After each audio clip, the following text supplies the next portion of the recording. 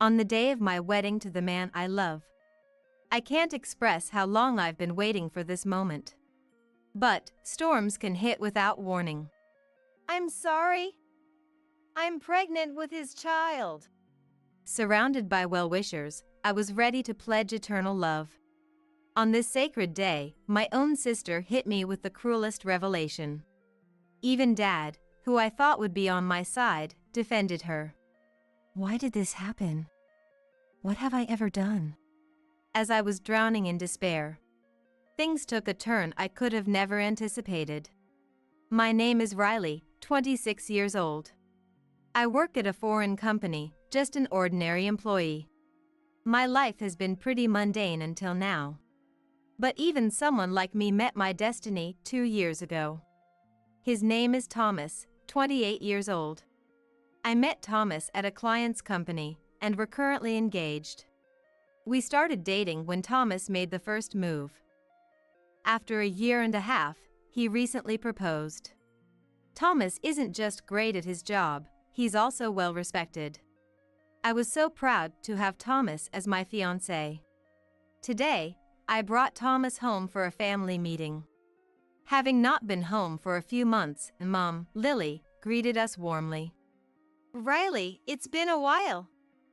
To think you'd come to announce your wedding, Mom was quite surprised. Sorry about that. Work has been hectic. It's okay. Alexander is waiting inside. Thanks. Where's Mary? She's here, in her room. I see. Honestly, I don't want to see Mary. The truth is, I've never really liked her. Mary is my older sister. Even at 30, she doesn't work. Mary has always been beautiful, and she treated others very well. Maybe because of this, people always said she was adorable and such a good girl. As a result, she grew into an uncontrollable troublemaker. But the frustrating thing is, Mary's true nature only comes out around me. In front of our parents and relatives, she plays the role of the perfect little angel. My feelings toward Mary started to sour before I even entered elementary school. Even before that, as a child, I had my grievances with her, but one incident that stands out is my 5th birthday. On that day, my parents gave me the rabbit plushie I had wanted for so long. But right after, Mary burst into tears out of the blue. Sniff, sob. I wanted that plushie too. But Mary, didn't you say you didn't like bunnies? I do like them. You copied me, Riley. It's so unfair. No, that's not true. I've always loved bunnies. Liar. Riley, do you hate Mary that much? Mary sobbed uncontrollably, making the atmosphere tense. What made things even more complicated was that Dad, Alexander, doted on Mary excessively. Whenever Mary and I had a falling out, Dad always sided with Mary. Of course, this time was no different. Dad forcefully took the rabbit plushie I was holding and handed it to Mary. Dad, that's the one I just got. Listen, Riley. You're the younger sister. Mary comes first, so give it to her. But I've wanted that bunny for so long. We can get you another one for your birthday next year. Just bear with it this year. Fine. Mary, hiding behind Dad, smirked at me maliciously. I can't forget the look on her face from that moment. It was as if her eyes were telling me, that's what you get. A few days later, I found the plushie that Mary had taken, dirty and discarded, in the trash. Crying, I went to Dad, but he dismissed me, saying, "You're the younger sister. Deal with it." From then on, I gave up expecting anything from my family. After that, Mary would frequently torment me, and whenever we argued, I was always painted as the bad guy. Mom always stepped in to defend me, but Dad continued to shower Mary with affection regardless. Because of Dad's incessant spoiling, Mary never held down a job and still lived a carefree life at our parents' house. She would work part-time jobs briefly, only to quit soon after, and whenever she needed money, she'd beg Dad. Each time, without reprimanding her, he'd give her an allowance. Mom grew tired of Dad's behavior and stopped intervening. Because of our past, I despised Mary and didn't want to see her. The mere thought of her causing another scene filled me with dread. Despite my anxiety, I headed to the living room with Thomas. But only Dad was sitting on the couch. Mom prepared some coffee, and the conversation shifted from casual chit-chat to talk of the wedding. As we discussed the wedding date, I heard footsteps coming down from the upstairs staircase. Oh no. Now? I'd prefer she not meet Thomas. But my fear quickly became a reality. Mary, wearing a revealing outfit, entered the living room. Feigning sweetness, she addressed me. Oh my! Riley, long time no see. Mary, we're discussing something important. Can you come back later? What's going on? Am I being excluded from some secret conversation? It's just about the wedding. The wedding? So, the guy over there is your fiancé? Mary approached Thomas, saying sweetly, I'm Riley's sister. With a warm smile. Thomas seemed somewhat charmed by her. Biting back my urge to shout, I stood up. In an attempt to suppress my anger, I left the living room and headed to the bathroom. Why does it always have to be like this? Mary's always in my way. And Thomas better not be falling for her. I took a few deep breaths to calm myself. Returning to the living room, I found Mary and Thomas deep in conversation, laughing together. Witnessing that scene, the anger I'd been suppressing surged instantly. I gathered my things and called out to Thomas. Thomas, we're done here. Let's go home. Huh? Are we leaving already? What about the wedding plans? I'll contact Mom about it later. Can we just leave now? All right. Alexander, Lily, Mary, it was nice seeing you all. As we tried to exit the living room, Mary ran up to Thomas. Come back soon, she said, flashing a big smile. It irritated me. I had told Thomas about Mary before. Yet seeing him so taken with her, I felt anger again. On the way home, I broached the topic with Thomas, trying to dispel my anger and anxiety. Thomas, you remember what I told you about Mary, right? Yeah, I do. But based on our chat today, she seems nice. That's the thing. She's like that with everyone but me. Please, don't be so easily fooled. Hey, I'm not easily swayed. The only one I love is you, Riley.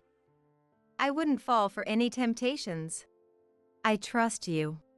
Yet, recalling Thomas's expression around Mary earlier, I still felt unease. I think we should avoid visiting my family home as much as possible after we're married. After that, we didn't discuss Mary and simply enjoyed our time together. Our wedding preparations were well underway, and I was too busy to dwell on anything else. Then, the big day arrived.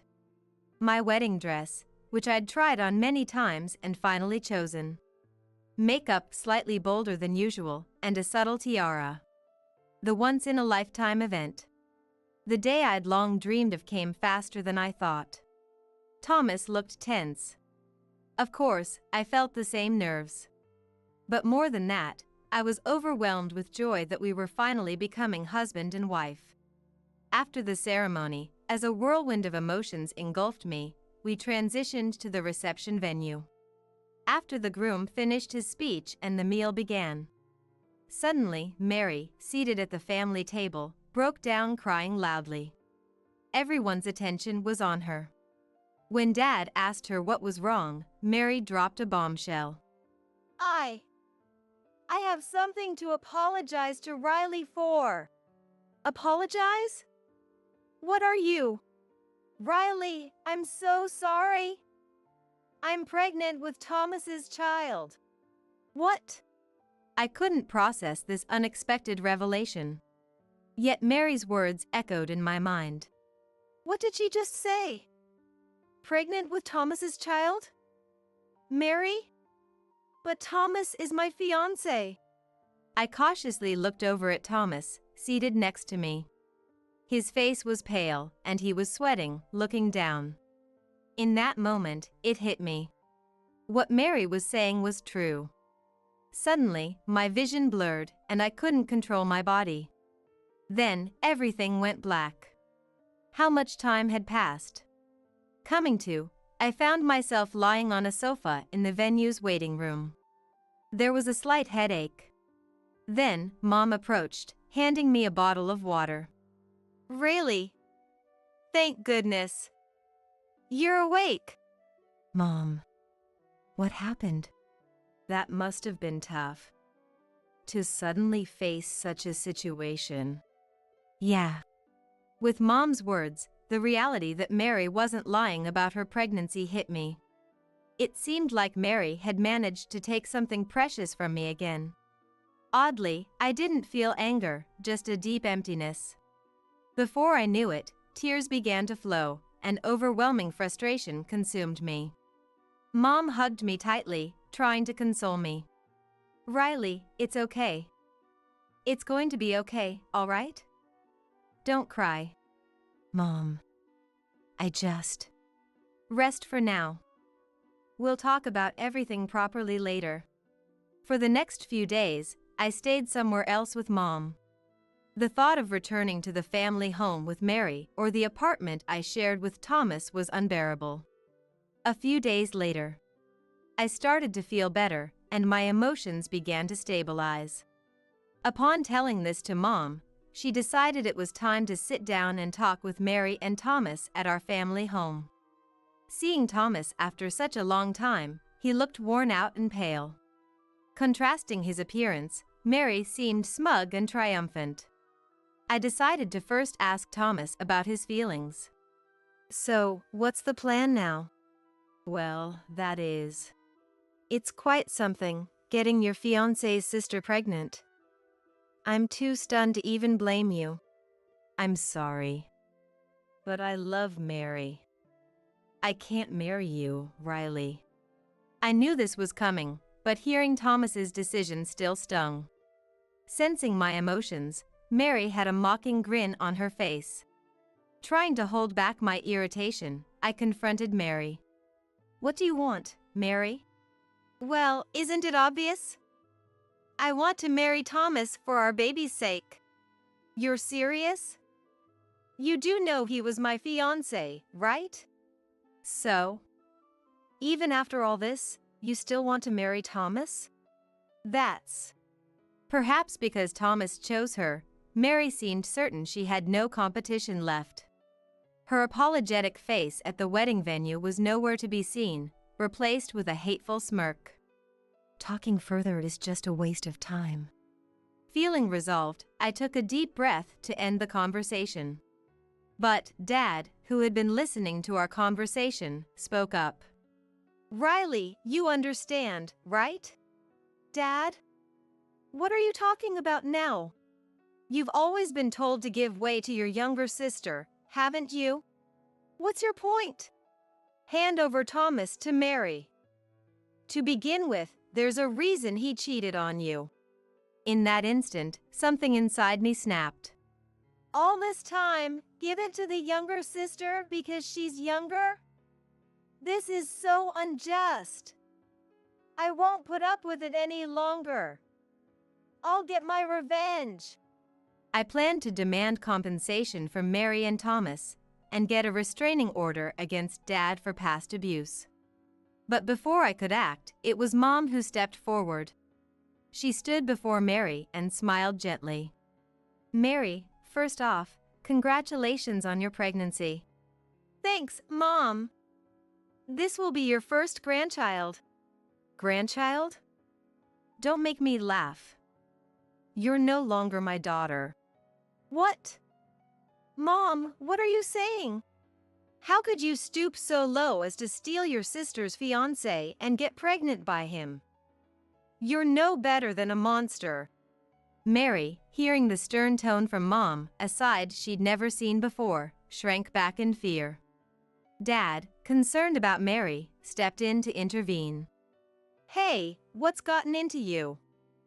This is hard on Mary. Hard on her? At that moment, Mom stood directly in front of Dad, gripping his shirt tightly. Enough is enough. What on earth are you talking about? What's your deal? Why are you acting like this? How can you say it's hard on Mary? Don't you see how Riley is the one truly suffering here? Calm down. Mary isn't the only one at fault here. Riley played her part in this too. Dad kept trying to defend Mary. But Mom had had enough. She released her grip and said, I don't ever want to see Mary again. And we're getting a divorce. What, divorce? Yes. Why would I stay in a family with someone so heartless? If you understand, then please leave. But, am I joking? Absolutely not. Can't you see how much you've hurt Riley? And if you ever try to harm my precious daughter again, even if you're family, I won't hesitate to take you down. Got it? Mom's forceful words turned Dad's face pale. And for a good reason. If he were to be kicked out, he'd have nowhere to go. Because the house, passed down from Mom's grandparents, was in her name. Dad had married into the family with wealthy landowners. But after the grandparents passed, he became more dominant, disregarding Mom's opinions. He always said, I'm the one supporting this family. Probably getting too arrogant after the grandparents' passing. He probably got arrogant after the grandparents passed away. And he completely forgot one crucial detail. The house was inherited from the grandparents and was under Mom's name. Realizing the predicament he was in, Dad knelt before Mom, repeatedly apologizing. I was wrong. Please forgive me. I won't side with Mary again. Just don't kick me out. But Mom was resolute. She began packing Dad's belongings. Once packed, she threw his stuff outside. Here, sign the divorce papers and leave. I don't ever want to see your face again. But, move it. Or I'll take this to court. Gulp! Startled by the word trial, Dad hurriedly began signing the divorce papers. He then loaded his numerous belongings into the car and left the house. Left behind in the room were Mary and my ex-fiancé, Thomas. Thomas looked overwhelmed by Mom and was trembling. How pathetic. Why did I ever consider marrying such a person? On the other hand, Mary seemed to have a smidge of arrogance left. I said to her, very clearly, You know, I'll be expecting full compensation from you. What? Compensation? We're sisters. Excuse me? Think that matters now? You stole my fiancé. That's a fact. But I can't believe you. I don't even have a job. Instead of apologizing, Mary was still trying to justify her actions. Seeing such a pitiful sight, I was utterly disgusted. Finally, I let loose, expressing all the resentment I'd been holding in. Stop making excuses. Whether you work or not, I don't care. Who's to blame for all of this? It's the result of your shameless affair. And after all the trouble you've caused, you still act so self-righteous. Wait, please. I apologize. Just, please, no compensation. Sorry, so please forgive me? You think I'm a fool? Who would forgive with such a shallow apology? I've put up with your crap for years. But enough is enough. Being related to someone like you is just embarrassing. Got it? I won't show any mercy. No matter how much you cry or beg, I'll come after you with everything I've got. Mary broke down, begging and pleading. But of course, forgiveness wasn't an option. Like Dad, Mom packed up Mary's stuff and threw it outside. When Mary and Thomas were reluctant to leave, Mom and I forcibly evicted them. After that, Mom and Dad divorced. My engagement with Thomas was called off. I hired a lawyer and demanded compensation from Mary and Thomas. For Thomas, I required that he cover all the wedding expenses. Mary went into debt, and Thomas exhausted all his savings to pay the compensation. But word of Thomas's affair spread throughout his company, as colleagues were present at the ceremony. Consequently, he was shunned and, unable to bear the humiliation, he resigned. I wonder what kind of life awaits the unemployed couple, especially with a baby on the way. I don't wish ill on others, but in their case, I hope they face endless misfortunes. As for me, I moved out of the apartment I shared with Thomas and began living with Mom. Spending time with Mom has been enriching. Surprisingly, I feel refreshed despite the recent breakup. All thanks to Mom, who fiercely protected me. Will I ever love someone again? If I do find someone in the future, I hope they are someone who can make Mom proud. A housekeeper who doesn't even cook is grounds for divorce, right? Benjamin, my husband, punched me in the stomach. I don't think he put much force into it. But that's where my precious baby is. Hey! Stop it! I was so surprised by Benjamin's unexpected behavior that I overreacted. Seeing this, Benjamin let out a cheerful laugh. If you don't like it, just make lunch already.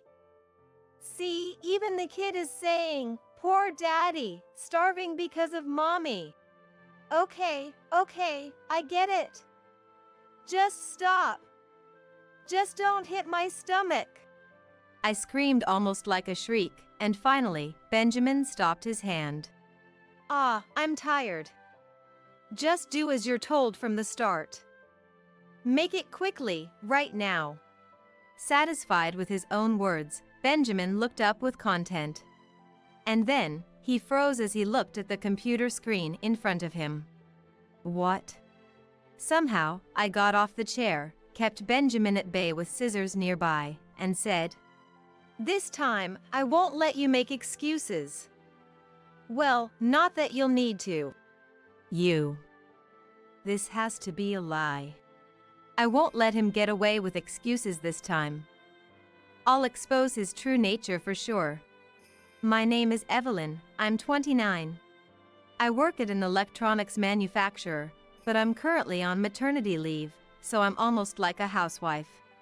I say almost because there's a reason. I do some chores and participate in irregular remote meetings. That's the only thing I insist on. The reason is, I handed over the project I was involved in to my junior when I got pregnant. I wanted to know the progress, so I insisted on participating. But I hardly ever speak up, it's more like I'm just observing. Still, I was happy to participate and know how the project is progressing. But that's just working for free. It's a waste of time, you should quit. The one grumbling with dissatisfaction is my husband, Benjamin. He's 36, 7 years my senior. Originally, he was my boss at work. Benjamin, competent at his job, was always relied upon by those around him. Furthermore, I was struck by his kindness and guidance, and before I knew it, I was drawn to him. It was considered lucky to have married someone like Benjamin, and many envied us, but after we got married, he changed. Don't say things like that. My job is just doing odd jobs and attending meetings, you know? Sometimes, I'm just observing. That's a waste of time. If you have time like that, why don't you clean the room? I've noticed dust accumulating under the furniture lately. Benjamin pointed at the gap between the TV stand and the floor. That spot can't be cleaned without crouching down. Now in my last month of pregnancy, it's utterly impossible to crouch with this belly, making it hard to breathe just from walking. So, indeed, I've neglected cleaning in some areas. I do what I can, but I'm sorry. Normally, a wife's parents would come over to help with the housework at a time like this. But you don't have that, do you? Benjamin said this with a sigh. My heart ached. My parents died in an accident 10 years ago. It's been 10 years, but it still feels like just yesterday. Yet, Benjamin carelessly belittles me for not having parents like now. And I always ended up apologizing. I'm sorry for causing you trouble. Then, Benjamin would always smile with satisfaction. You're lucky to have married such a generous man like me. I never thought I'd marry an ordinary woman with no special qualities like you, Evelyn. This is how Benjamin satisfies his ego. It's a daily repetition of sarcasm and boasting. He wasn't like this before we got married. Maybe it's common for both men and women to change after marriage. Sadly, Benjamin has a very good public image, so when I complain to others, they don't believe me. I get irrelevant responses like, "You're just being spoiled," or "It's nice to have someone so reliable." I could have endured it if it were just as everyone says. I could just ignore it. But lately, I've been at my wit's end with Benjamin returning from work. When the doorbell rings from evening to night, that's the signal of his return. Even if I was in the middle of housework, I would stop everything and rush to the entrance. And while watching the door open, I'd hope, "Please, let Benjamin be in a good mood today." When he's in a good mood, it's just reports of the company's doing well or I landed a contract. The problem is when he's in a bad mood. Arg, so annoying. Acting all high and mighty just because they're a client. Those outdated fools. As soon as he enters the entrance, Benjamin is stomping around, angry. We welcome back. He throws his bag at me and heads to the shower, cursing me under his breath. This whole routine terrified me. When this continued day after day, I even considered divorce. I first talked to a coworker, but they didn't believe me. "Benjamin? That's hard to believe. You're exaggerating. Look, you're pregnant and probably just tired, right? Maybe you need a change of scenery?" It was as if they were saying I was the one being unreasonable. Sadly, I understand where my coworker is coming from. The Benjamin we worked with was perfect in everyone's eyes. Always smiling, gentle in his words and actions, and calm. It's hard to believe that he could change like this. I wouldn't have believed it myself in the past. Maybe it's just temporary. Perhaps he's just irritable because he's busy and tired. I decided to think positively. It's not like he's physically harmed me. Though my body tenses up when he throws things or yells, he's never hurt me. I'm sure someday Benjamin will be as kind as before. That's what I hoped and prayed. No one believes that Benjamin could change like this. But there was one person who might believe me. That was my uncle, Daniel. My grandparents live far away, and my parents have passed away. After the accident, I was left alone, but I had one relative I could rely on. That was my father's brother, Daniel. He had moved to New York before my father, so by chance, he lived close to our family. Daniel looks, honestly, intimidating. He's 6 feet 3 inches tall and well-built, so just standing there can be imposing. But on the inside, he's incredibly kind and wonderful. When I was young, Daniel would often play with me in place of my busy parents. Back then, I thought Daniel was unemployed. He spent that much time with me. I think he doted on me like I was his own daughter. Actually, I was the first one to ever hold Evelyn, you know. Daniel and my father would often joke and compete like that. So, after my parents passed away, it was Daniel who supported me. He took care of most of the arrangements while I was in a daze. When I couldn't even bring myself to eat, he'd make tasteless oatmeal or pasta that would fall off the fork with just a touch. It wasn't delicious, but I remember I ended up eating it anyway. It was also Daniel who found me a job when I dropped out of college after my parents' accident. I feel bad for using your connections. To my hesitation, Daniel kindly said, "Don't get it wrong, it's just an introduction.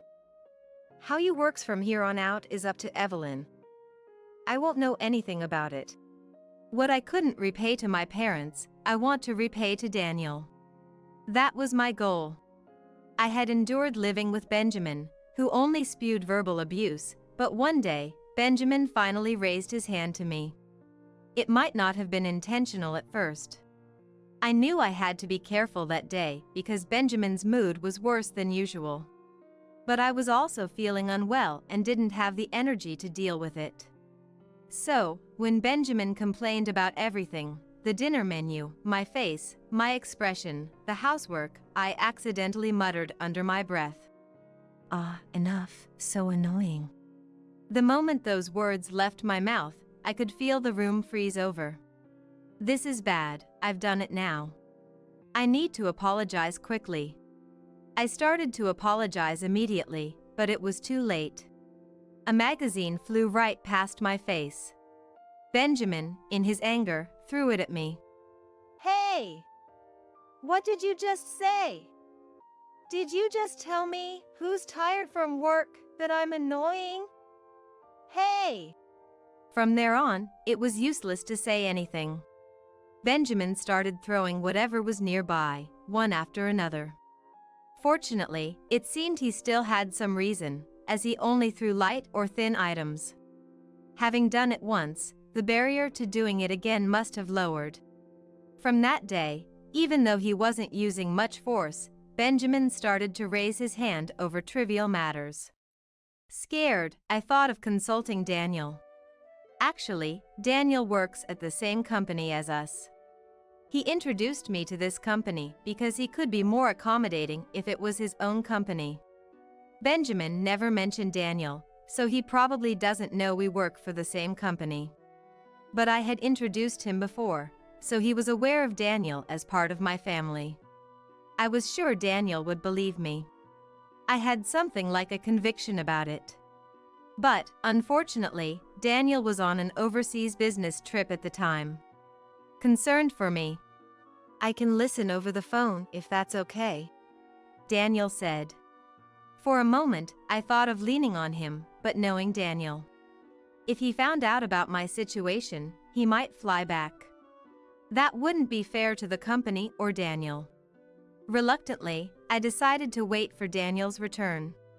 I tried consulting coworkers and friends, but no one believed me, as expected. Moreover, somehow, the fact that I was talking about Benjamin reached him. Benjamin then said, "I meant it as a form of affection." He apparently said this with a lonely smile. Everyone completely believed this excuse. As a result, I was treated as just a woman with an overactive imagination.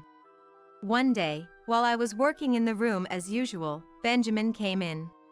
Today is unusually a work-from-home day for Benjamin as well. I knew in advance because he told me. "I'm hungry, where's lunch?" Benjamin said, almost like he was throwing the words at me. "Oh, just wait a bit. I'm working right now." Huh? Benjamin let out an annoyed tone. With that voice, I immediately understood. Here it comes. The usual thing. I braced myself in an instant, preparing mentally. Usually, it's an arm or a leg. And then, Benjamin, with an unpleasant smirk, approached me. "A housekeeper who doesn't even cook is grounds for divorce, right?" Benjamin punched me in the stomach. I don't think he put much force into it. But that's where my precious baby is. "Hey! Stop it! I was so surprised by Benjamin's unexpected behavior that I overreacted. He had never laid a hand on my stomach before, no matter what. I curled up in the chair, trying to protect my belly with my arms, encircling it. Tears welled up in my eyes from fear and anxiety. Seeing this, Benjamin let out a cheerful laugh. If you don't like it, just make lunch already. See, even the kid is saying, "Poor daddy, starving because of mommy." Ouch! Please. Please, stop. How can he do such terrible things?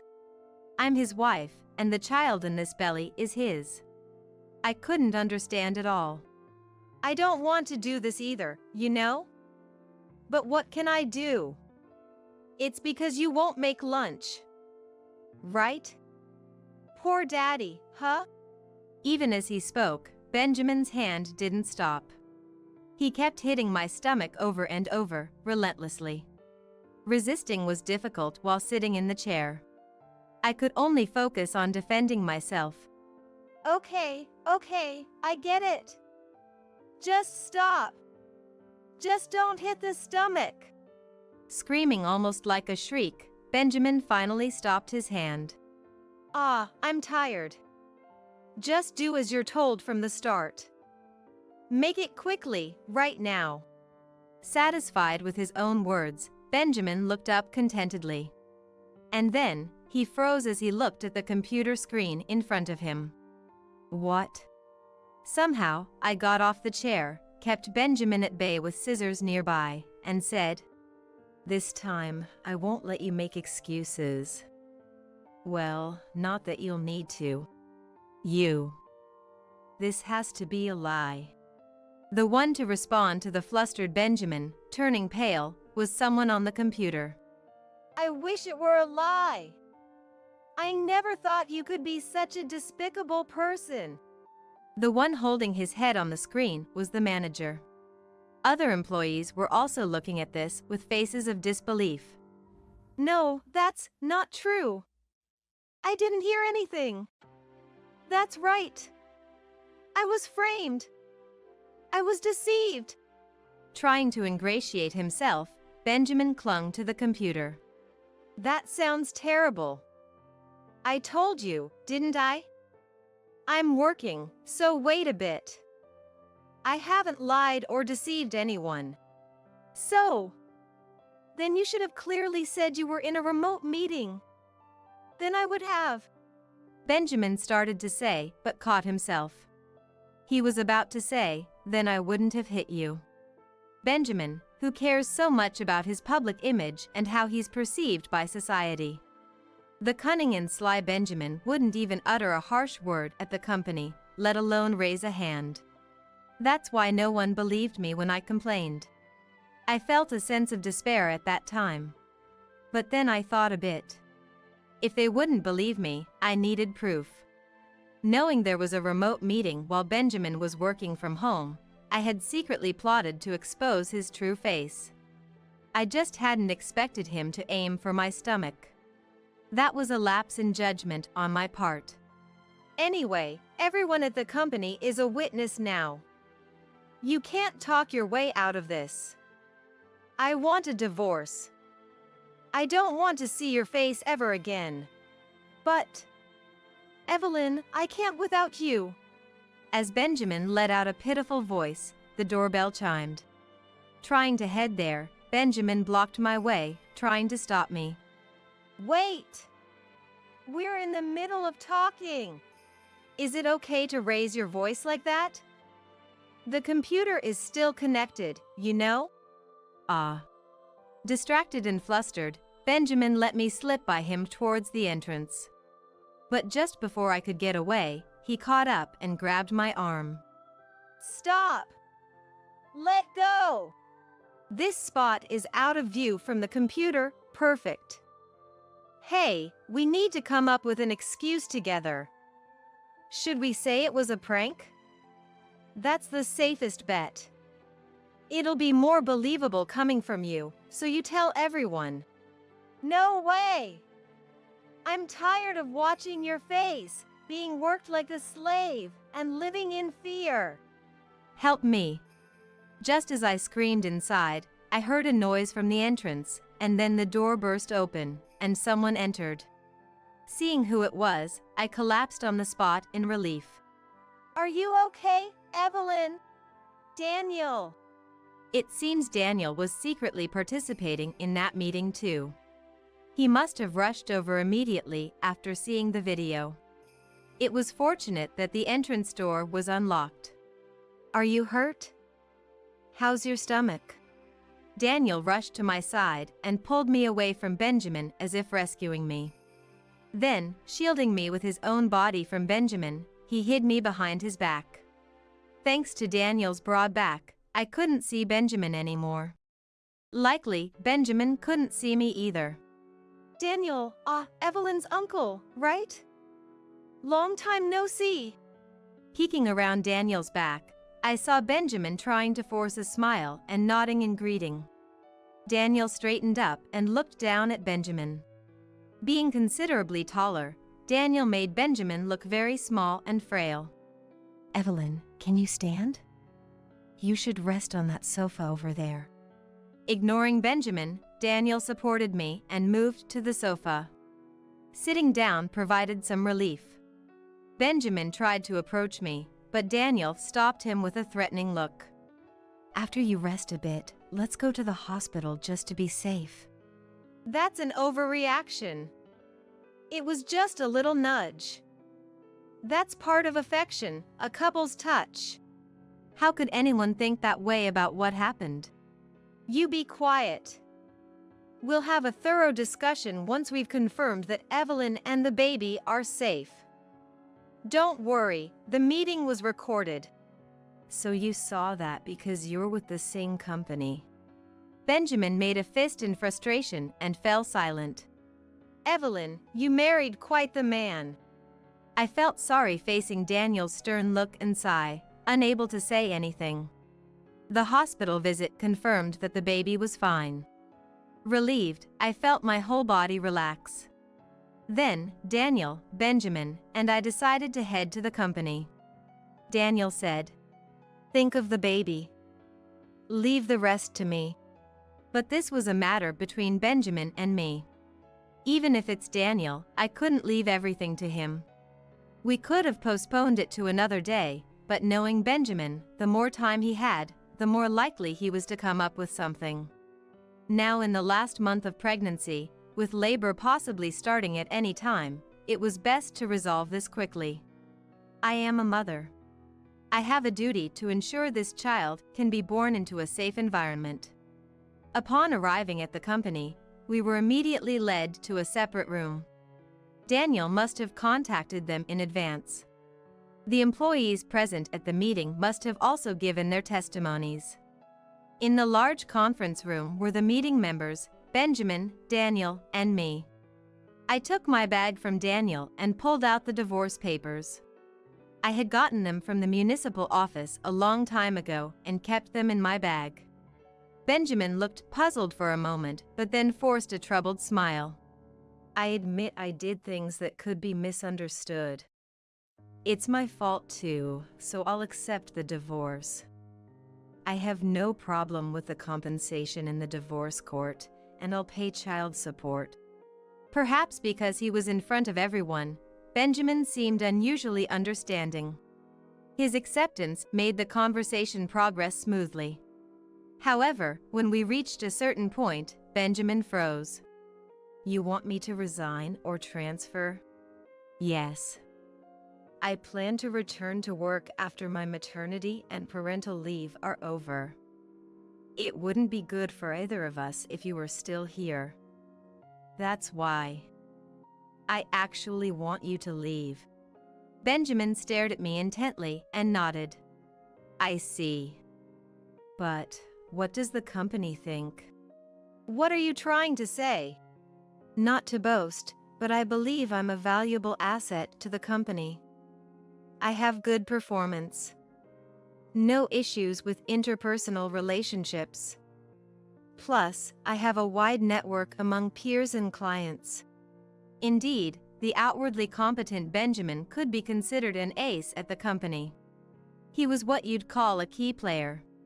He was so well regarded that it was said it was only a matter of time before he became an executive. On the other hand, you, for better or worse, is just an ordinary female employee. Oh, I'm not trying to belittle you. Just stating the facts. I understand. Moreover, as a mother of a young child, inevitably you'll take more leaves. You'll probably end up inconveniencing the company, coworkers, everyone. This was something I had considered since becoming pregnant. Without parents, I had no one to rely on. In any situation, I had to manage on my own. While it's an unavoidable circumstance, to the company, I might be seen as a troublesome employee. I couldn't help but understand what Benjamin was trying to say.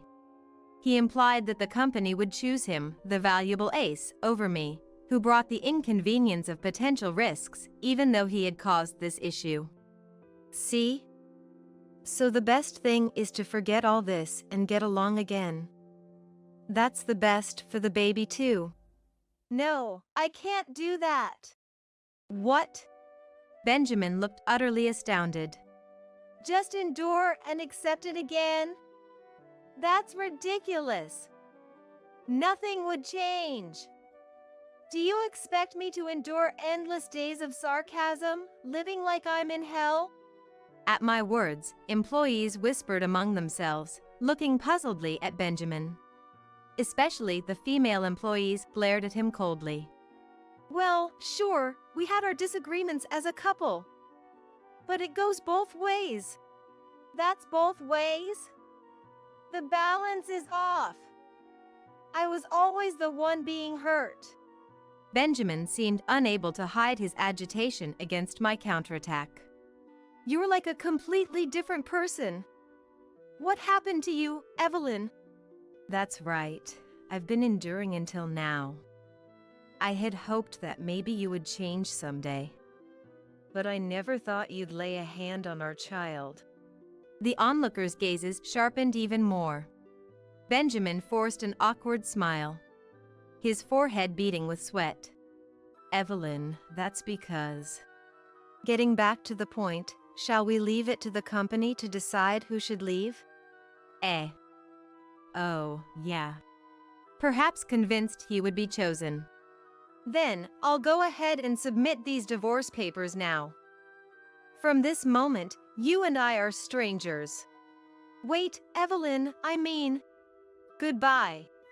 I wanted to get away from him as quickly as possible.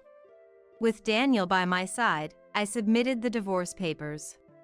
Despite Benjamin's strange confidence, it was certain he would be the one to leave. Although it felt slightly underhanded, Daniel is, after all, the CEO of our company. With the CEO on my side, the outcome was clear. It does feel a bit unfair, though. Muttering this, Daniel furrowed his brows sternly. What's wrong with that? The fault lies with that man. To think he doesn't even remember the face of his own company's CEO and yet dares to call himself a valuable asset. The nerve! I vented a little to Daniel. Daniel was red in the face with anger. Thanks to our talk, I felt much lighter. So, on the drive back from the city hall, we talked eagerly about the arrival of my child. I had no more worries. Now, I could give birth in peace. A few days later, I gave birth safely. It was a beautiful baby girl. Daniel came to the birth as well, shedding tears like he was welcoming his own grandchild. From Benjamin, I want to meet her too. I received a message. Has he forgotten what he did before our child was born? It's too dangerous for you to meet her. I replied, keeping a safe distance. While I'd prefer to cut ties completely, I left WhatsApp open as an escape route to avoid provoking him. He sends updates almost daily. After being fired, he managed to find employment in the same industry. However, due to the nature of the industry, rumors about Benjamin had already spread. Everyone's cold to me, and I can't find a girlfriend," he lamented. According to a coworker, "I'll never meet someone as good as Evelyn again." Benjamin reportedly regretted his actions. If that were true, he shouldn't have done what he did. Currently, Daniel and I are discussing names for the child. We're struggling to come up with a good one. Moreover, Daniel was already head over heels, "I'm not letting this child get married off," showing an incredible amount of adoration. Though my parents couldn't see their grandchild, I'm glad Daniel is happy. Someday, when my child starts to speak, I want her to call Daniel Grandpa. I'm sure he'll cry, despite his imposing frame. I'm looking forward to it.